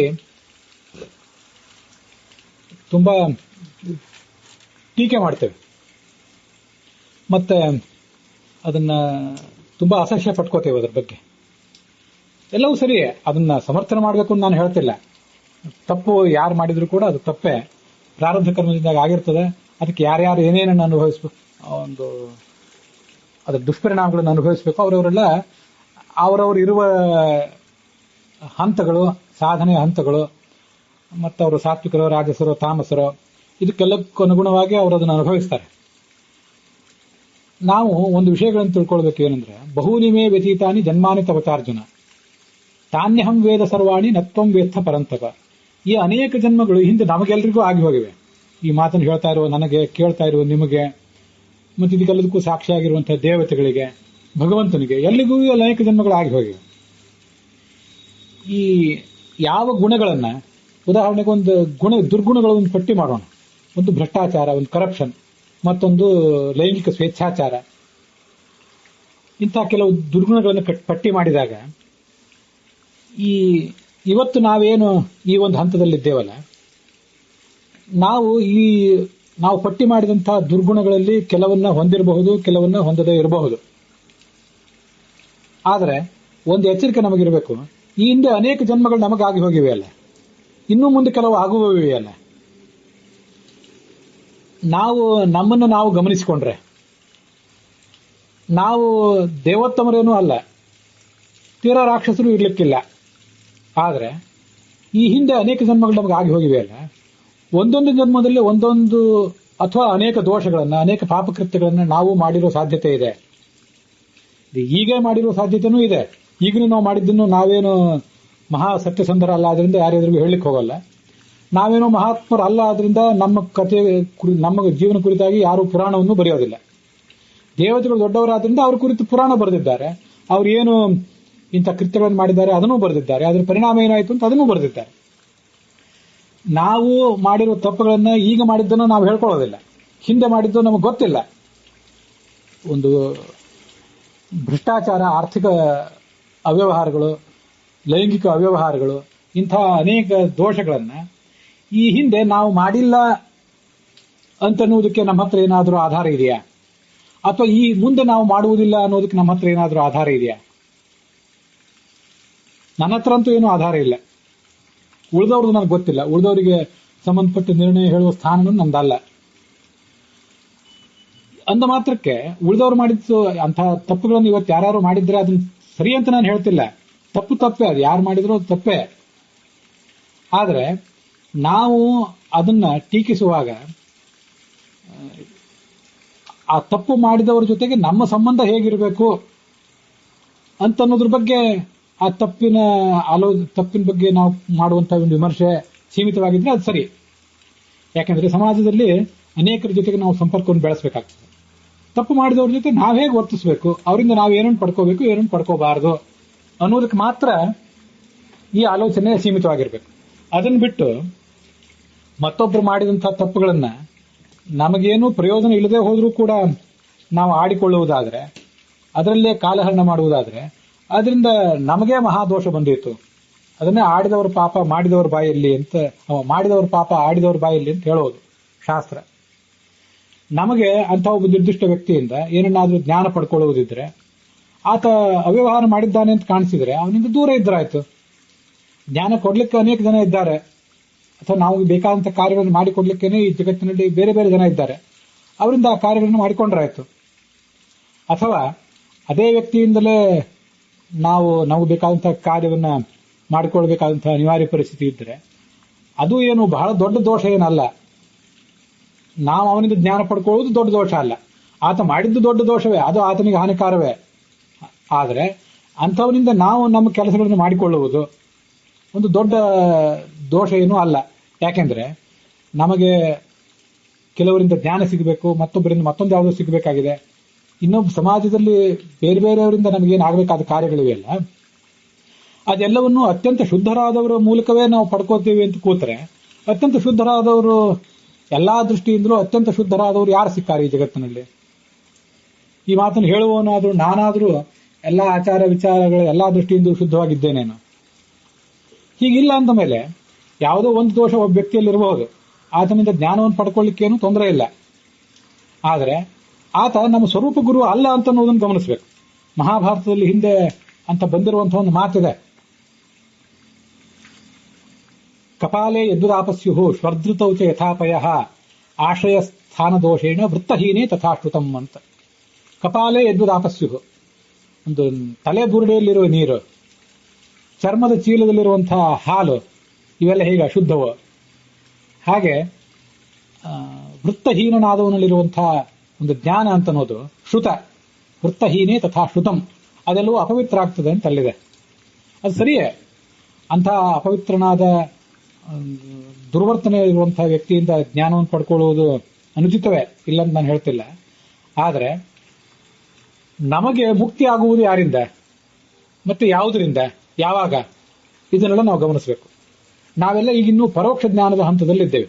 ಪರೋಕ್ಷ ಜ್ಞಾನವೂ ಕೂಡ ಪೂರ್ಣವಾಗಿ ನಮಗಾಗಿಲ್ಲ. ನಮಗೆ ಪರೋಕ್ಷ ಜ್ಞಾನ ಎಷ್ಟು ಆಗಬೇಕಾಗಿದೆಯೋ ಅಷ್ಟು ಪೂರ್ಣ ಪರೋಕ್ಷ ಜ್ಞಾನ ಆಗಿ, ಅದರಿಂದ ಮಾನಸವಾದ ಅಪರೋಕ್ಷ ಆಗಿ, ಆ ಮಾನಸ ಅಪರೋಕ್ಷವನ್ನು ರಿಜೆಕ್ಟ್ ಮಾಡಿ ನಾವು ಮುಂದೆ ಸ್ವರೂಪ ಅಪರೋಕ್ಷವನ್ನು ಪಡೆದು ಮುಂದೆ ಮುಕ್ತಿಗೆ ಹೋಗಬೇಕಾದವ್ರು ನಾವು. ಇಷ್ಟೆಲ್ಲ ಹಂತಗಳನ್ನು ನಾವು ದಾಟಬೇಕಾಗಿದೆ. ಈಗಿರುವಾಗ ಈ ಒಬ್ಬ ಯಾವುದೋ ವ್ಯಕ್ತಿಯಿಂದ, ಯಾವುದೋ ಒಂದು ಮೂಲದಿಂದ, ಯಾವುದೋ ಒಂದು ಸೋರ್ಸ್ನಿಂದ ನಮಗೆ ಬರುವಂತ ಜ್ಞಾನ ಏನಿದೆಯಲ್ಲ, ಇದೇನು ನೇರವಾಗಿ ಮುಕ್ತಿ ಕಾರಣ ಅಲ್ಲ, ಇದೊಂದು ಹಂತ ಮಾತ್ರ. ನಾವು ಅನೇಕ ದೋಷಗಳನ್ನು ಇಟ್ಕೊಂಡೇ ಒಂದೊಂದು ಹಂತವನ್ನು ಮೇಲೆ ಏರ್ತಾ ಇದ್ದೇವೆ.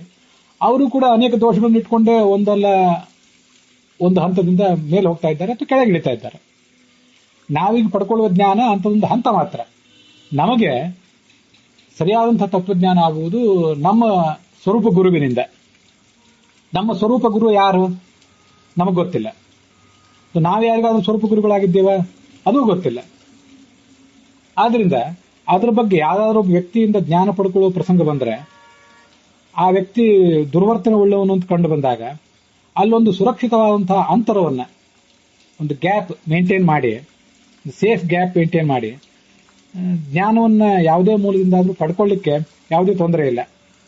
ಅಂತ ಸಂದರ್ಭ ಗ್ಯಾಪ್ ಮೇಂಟೈನ್ ಮಾಡಿದ್ರಿಂದ ನಮಗೆ ವೈಯಕ್ತಿಕವಾಗಿ ಅದರಿಂದ ಏನು ಹಾನಿ ಆಗದೆ ಇರುವಂತೆ ನೋಡ್ಕೊಳ್ಬೇಕು. ಯಾಕೆಂದ್ರೆ ಈ ಜಗತ್ತಿನಲ್ಲಿ ಶುದ್ಧವಾದ ಆಚಾರ ವಿಚಾರ ಇದ್ದವನೇ ಆಗಲಿ, ಅಶುದ್ಧವಾದ ಆಚಾರ ವಿಚಾರ ಇದ್ದವನೇ ಆಗಲಿ, ಏನನ್ನಾದ್ರೂ ಜ್ಞಾನವನ್ನ ಸಮಾಜಕ್ಕೆ ಕೊಡ್ತಾ ಇದ್ದಾರೆ ಅಂತಾದ್ರೆ ಅದು ಕೊಡುವುದು ಯಾರು? ಕೊಡ್ಲಿಕ್ಕೆ ಯಾರು ಸ್ವತಂತ್ರ ಇದ್ದಾರೆ ಈ ಜಗತ್ತಿನಲ್ಲಿ? ಕೊಡ್ಲಿಕ್ಕೆ ಭಗವಂತ ಒಬ್ಬನೇ ಸ್ವತಂತ್ರ. ಅವನೇ ಕೊಡ್ತಾ ಇರುವವನು. ಅವನು ಕೊಡ್ತಾ ಇರುವುದನ್ನ ಇವರು ನುಡಿತಾ ಇದ್ದಾರೆ, ನಾವು ನುಡಿತಾ ಇದ್ದೇವೆ. ಕೆಲವು ದೋಷಗಳೇನಾದ್ರೂ ಅಲ್ಲಿ ಕಂಡು ಬಂದಿರಬಹುದು. ಅದನ್ನು ನಮಗೆ ಶಕ್ತಿ ಇದ್ರೆ ಆ ದೋಷಗಳನ್ನು ಫಿಲ್ಟರ್ ಮಾಡಿ ಅಲ್ಲಿರುವಂತಹ ಸತ್ಯ ಸಂಗತಿಗಳನ್ನು ಮಾತ್ರ ತಗೊಳ್ಬೇಕು, ವಾಸ್ತವಿಕ ಸಂಗತಿಗಳನ್ನು ತಗೊಳ್ಬೇಕು. ಮುಂದೆ ಶುದ್ಧವಾದ ತತ್ವಜ್ಞಾನವನ್ನು ಕೊಡ್ಲಿಕ್ಕೆ, ನಮಗೆ ಬೇಕಾದಂತಹ ಶಾಶ್ವತವಾದಂತಹ ಸನ್ಮಾರ್ಗವನ್ನು ತೋರಿಸಲಿಕ್ಕೆ ಸ್ವರೂಪ ಗುರು ಬರುವವನಿದ್ದಾನೆ. ಅದಕ್ಕೆ ಇವೆಲ್ಲ ಹಂತಗಳು ಮಾತ್ರ. ಆದ್ರಿಂದ ಈ ಸ್ಟೆಪ್ಗಳ ಬಗ್ಗೆ ನಾವು ಹೆಚ್ಚು ತಲೆ ಕೆಡಿಸಿಕೊಳ್ಬೇಕಾದ ಅಗತ್ಯ ಇಲ್ಲ. ಒಂದು ಗ್ಯಾಪ್ ಮೇಂಟೈನ್ ಮಾಡಿ ಒಂದು ಮೆಟ್ಟಿಲಿಂದ ಇನ್ನೊಂದು ಮೆಟ್ಟಿಲಿಗೆ ಏರುವಾಗ ನಾವು ಬೀಳದಂತೆ, ನಾವು ಜಾರದಂತೆ ಎಚ್ಚರಿಕೆ ಇದ್ರೆ ಸಾಕು. ಮತ್ತೆ ನಾನು ಈಗಾಗಲೇ ಆತ್ಮಾವಲೋಕನ ಮಾಡ್ಕೊಳ್ಬೇಕು, ಸಿಂಹಾವಲೋಕನ ಮಾಡ್ಕೊಳ್ಬೇಕು ಅಂತ ಹೇಳಿದೆ. ಹಿಂದೆ ಅನೇಕ ಜನ್ಮಗಳು ನಮಗಾಗಿ ಹೋಗಿವೆ. ಎಷ್ಟೋ ದೋಷಗಳನ್ನೆಲ್ಲ ಮಾಡೇ ಇದ್ದೇವೆ. ಇವತ್ತು ಯಾವ ದೋಷಗಳನ್ನು ಬೇರೆಯವರಲ್ಲಿ ನೋಡಿ ನಾವು ಎಸ್ಕೋತಾ ಇದ್ದೇವೋ ಅದೇ ದೋಷಗಳನ್ನು ಹಿಂದೆ ನಾವು ಮಾಡೇ ಇದ್ದೇವೆ. ಮಾಡುವುದು ಒಬ್ಬ ಸಾಮಾನ್ಯ ವ್ಯಕ್ತಿಗಳು ನಾವು ಅಂತ ಆದ್ಮೇಲೆ ಈ ಯಾವ ದೋಷಗಳನ್ನು ಹಿಂದೆಂದೂ ನಾವು ಮಾಡಿಲ್ಲ, ಮುಂದೂ ಮಾಡುವುದಿಲ್ಲ ಅಂತ ಹೇಳಿಕ್ಕೆ ನಮ್ಮ ಹತ್ರ ಏನು ನಿಶ್ಚಿತ ಇದೆ? ಆದ್ರಿಂದ ಒಬ್ಬ ವ್ಯಕ್ತಿಯಲ್ಲಿ ದೋಷ ಕಂಡಾಗ, ನಮ್ಮ ಸಂಪರ್ಕಕ್ಕೆ ಬಂದಂತಹ ವ್ಯಕ್ತಿಯಲ್ಲಿ ದೋಷ ಕಂಡ್ರೆ ಆ ದೋಷದಿಂದ ನಮಗೇನೂ ಹಾನಿ ಆಗದೇ ಇರಲಿ ಅನ್ನುವುದಕ್ಕೆ ಮಾತ್ರ ನಮ್ಮ ಆ ಅಬ್ಸರ್ವೇಷನ್ ಸೀಮಿತವಾಗಿರಬೇಕು. ಹೊರತು ಅವನನ್ನ ಟೀಕೆ ಮಾಡುವುದಕ್ಕಾಗಿ ಮತ್ತು ಅವನನ್ನ ತಿದ್ದುವುದಕ್ಕಾಗಿ ನಮ್ಮ ಕೈಯಲ್ಲಿ ಅದು ಇದ್ದರೆ ಅವನನ್ನು ತಿದ್ದಬಹುದು. ನಮಗೆ ಸಂಬಂಧಪಟ್ಟ ವ್ಯಕ್ತಿ ಆಗಿದ್ರೆ, ಆತ ನಮ್ಮ ಪರಿಧಿಗೆ ಸಂಬಂಧಪಟ್ಟ ವ್ಯಕ್ತಿ ಆಗಿಲ್ಲದೆ ಹೋದ್ರೆ ಅವನನ್ನು ತಿದ್ದುವುದರಿಂದ ನಮಗೇನು ಲಾಭ ಇಲ್ಲದೆ ಹೋದ್ರೆ ಅಥವಾ ತಿದ್ದುವುದಕ್ಕೆ ಸಾಧ್ಯ ಇಲ್ಲ ಅಂತಾದ್ರೆ ಆ ದೋಷಗಳನ್ನ ಅಬ್ಸರ್ವ್ ಮಾಡುವುದಕ್ಕೂ ಏನೂ ಅರ್ಥ ಇಲ್ಲ. ದೋಷಗಳನ್ನ ನಾವು ನಮಗದು ಹಾನಿ ಆಗದೆ ಇರುವಷ್ಟು ಮಟ್ಟಿಗೆ ಅಬ್ಸರ್ವ್ ಮಾಡಿದ್ರೆ ಸಾಕು. ಆ ಮೂಲಕ ನಮ್ಮ ಸಾಧನೆಗೆ ನಾವು ಪೂರಕ ಆಗುವಂತೆ ಅದನ್ನು ಮಾಡಿಕೊಂಡ್ರೆ ಸಾಕು ಅಂತ ನಂದೊಂದು ಆತ್ಮಾವಲೋಕನ. ಹಾಗಾಗಿ ಒಟ್ಟಾರೆ ಇಂದ್ರ, ವರುಣ, ಚಂದ್ರ, ಸುಗ್ರೀವ ಅಥವಾ ಮತ್ತೆ ಯಾರೇ ಇರಲಿ ಅವರ ಕಥೆಗಳ ಮೂಲಕ ನಾವು ತಿಳ್ಕೊಳ್ಬೇಕಾದದ್ದೇನು? ತಪ್ಪು ಯಾವತ್ತೂ ತಪ್ಪೇ. ಅದರಿಂದ ದುಷ್ಪರಿಣಾಮಗಳು ಆಗ್ತವೆ. ದೇವತೆಗಳಿಗೂ ಅದರಿಂದ ಆ ತತ್ಕಾಲದಲ್ಲಿ ಅವಮಾನ ಇತ್ಯಾದಿಗಳಾಗ್ತವೆ. ಆದರೆ ಅವರಿಗೆ ಆವಾಗ ಅವಮಾನ, ಸಂಕಟ, ಪರಾಜಯ ಇತ್ಯಾದಿ ಆಗುವುದಿರ್ತದಲ್ಲ, ಅದು ಅವರ ಪ್ರಾರಬ್ಧ ಕರ್ಮದಿಂದ ಆಗ್ತದೆ. ಆಗ ಮಾಡಿದ ಕರ್ಮದಿಂದ ಅದು ಆಗುವುದಿಲ್ಲ. ಅವರಿಗೆ ಹಿಂದೆ ಮಾಡಿದ ಕರ್ಮದಿಂದ ಈಗ ಸಂಕಟ, ಅವಮಾನ, ಸೋಲು ಇತ್ಯಾದಿ ಆಗ್ತಿರ್ತವೆ. ಈಗ ಮಾಡಿದ್ದು ಹಿಂದೆ ಆ ಮಾಡಿದ ಕರ್ಮಕ್ಕೆ ಸೂಚಕವಾಗಿರ್ತದೆ ಮಾತ್ರ. ಒಟ್ಟಾರೆ ದೇವತೆಗಳ ಜನ್ಮದಲ್ಲೇ ಹೀಗೆಲ್ಲ ಆಗಿದೆ ಅಂದಮೇಲೆ ನಾವು ಮನುಷ್ಯ ಮಾತ್ರ ನಮ್ಮ ಜೀವಮಾನದಲ್ಲಿ ಇಂಥವೆಲ್ಲ ಅನೇಕ ಹಿಂದೆ ಆಗಿ ಹೋಗಿರುವ ಸಾಧ್ಯತೆ ಇದೆ. ಈಗೂ ಆಗ್ತಾ ಇವೆ, ಮುಂದೆ ಕೂಡ ಹಾಗೇ ಆಗ್ತವೆ. ಮತ್ತೆ ದೇವತೆಗಳ ಜೀವನದಲ್ಲಿ ಅಂಥದ್ದೆಲ್ಲವನ್ನೂ ಕೂಡ ಆಗಿದ್ದನ್ನು ತಿದ್ದಲಿಕ್ಕೆ ಕೂಲಿ ಒಬ್ಬ ಯಾರು ದೊಡ್ಡವರು ಬರ್ತಾರೆ. ಅವ್ರಿಗಿಂತ ಉತ್ತಮ ದೇವತೆ, ಮತ್ತೊಬ್ಬ ದೊಡ್ಡ ಋಷಿ, ಸ್ವಯಂ ಭಗವಂತ ಆದರೂ ಅಲ್ಲಿ ಬರ್ತಾನೆ. ಕಾರ್ತಿವೀರ್ಯಾರ್ಜುನನ ಜೀವಮಾನದಲ್ಲೇ ಆತ ಧೃಪ್ತನಾಗಿ ಜಗತ್ತಿಗೆ ಕಂಟಕನಾದಾಗ ಅವನನ್ನ ಸದೆ ಬಡಿಲಿಕ್ಕೆ ಅಂತ ಸ್ವಯಂ ಪರಶುರಾಮ ರೂಪಿಯಾದ ಭಗವಂತನೇ ಬಂದ. ಆ ಭಗವಂತನೇ ದತ್ತ ರೂಪದಿಂದ ಅವನಿಗೆ ವರಗಳನ್ನು ಕೊಟ್ಟಿದ್ದ. ಪರಶುರಾಮ ರೂಪದಿಂದ ಆತನ ದುರಹಂಕಾರವನ್ನು ಅವನೇ ಖಂಡಿಸಿದ. ಹೀಗೆ ದೇವತೆಗಳ, ಋಷಿಗಳ, ರಾಜರ ಜೀವನದಲ್ಲಿ ಅದನ್ನೆಲ್ಲ ತೊಳೆಯಲಿಕ್ಕೆ ಯಾರು ದೊಡ್ಡವರು ಬರ್ತಾರೆ, ಸ್ವಯಂ ಭಗವಂತ ಬರ್ತಾನೆ. ಅಂಥ ಅವಕಾಶಗಳು ಅವರಿಗೆ ಸುಲಭವಾಗಿ ಬರ್ತಾರೆ. ಆದ್ರಿಂದ ಆಗಿರುವ ಪ್ರಮಾದ ಸ್ವಲ್ಪ ದೀರ್ಘಕಾಲ ಆಗಿರುವುದಿಲ್ಲ, ಅದು ತಾತ್ಕಾಲಿಕವಾದ್ದಾಗಿರ್ತದೆ. ದುಷ್ಪರಿಣಾಮನೂ ಕೂಡ ತಾತ್ಕಾಲಿಕವಾಗಿರ್ತದೆ. ಆದ್ರೆ ನಮಗೆ ಯಾವ ಋಷಿ, ಯಾವ ಅಂತ ದೊಡ್ಡ ದೇವತೆ ಬಂದಾನು, ನಮ್ಮಿಂದ ಆಗುವಂತಹ ಪ್ರಮಾದಗಳು, ಸ್ವೇಚ್ಛಾಚಾರದ ವರ್ತನೆಗಳು, ಅವುಗಳ ಪರಿಣಾಮ ದೀರ್ಘಕಾಲದ್ದಾಗಿಬಿಡ್ತದೆ. ಆವಾಗ ನಮ್ಮ ಸಾಧನೆಗೆ ಬಹಳ ಹಿನ್ನಡೆ ಆಗಿಬಿಡ್ತದೆ ಅಂತನ್ನುವುದನ್ನ ನಾವು ಆ ಕಥೆಗಳಿಂದ ತಗೊಳ್ಬೇಕಾದಂತಹ ಒಂದು ಸಂದೇಶ, ಮೆಸೇಜ್. ಹೊರತು ಅವರೇ ಮಾಡಿದ್ದಾರೆ ಅದರಿಂದ ನಾವು ಮಾಡುವುದು ತಪ್ಪು ಅಲ್ಲ ಅಂತಾಗಲಿ, ತಪ್ಪು ಹೌದಾದ್ರೂ ಸಹಜ, ಅವ್ರು ಮಾಡಿದ್ದಾರೆ ಅದರಿಂದ ನಮ್ಮ ಕೈಯಿಂದ ತಪ್ಪಾಗುವುದು ಸಹಜ ಅಂತಾಗಲಿ ನಮ್ಮನ್ನು ನಾವು ಯಾವ ದೃಷ್ಟಿಯಿಂದ ಸಮರ್ಥನೆ ಮಾಡಿಕೊಳ್ಳುವುದಲ್ಲ. ಅಂಥವ್ರು ಸಮಾಜದಲ್ಲಿ ನಮ್ಮ ಸಂಪರ್ಕಕ್ಕೆ ಬಂದಾಗ ಅವರಿಂದ ಒಂದು ಸುರಕ್ಷಿತವಾದಂತಹ ಅಂತರ ಇತ್ಯಾದಿಗಳನ್ನ ನಾವು ಯಾವತ್ತೂ ಹೊಂದಿಸ್ಕೋಬೇಕು. ಮನುಷ್ಯ ಸಜ್ಜನನಾಗಿ ಧಾರ್ಮಿಕನಾಗಿರುವುದು ಬೇರೆ, ಮೂರ್ಖನಾಗಿ ಅಮಾಯಕನಾಗಿ ಇರುವುದು ಬೇರೆ. ನಾವು ಸಜ್ಜನರಾಗಿರ್ಬೇಕು, ಧಾರ್ಮಿಕರಾಗಿರ್ಬೇಕು, ಪ್ರಾಮಾಣಿಕರಾಗಿರ್ಬೇಕು, ಹೌದು.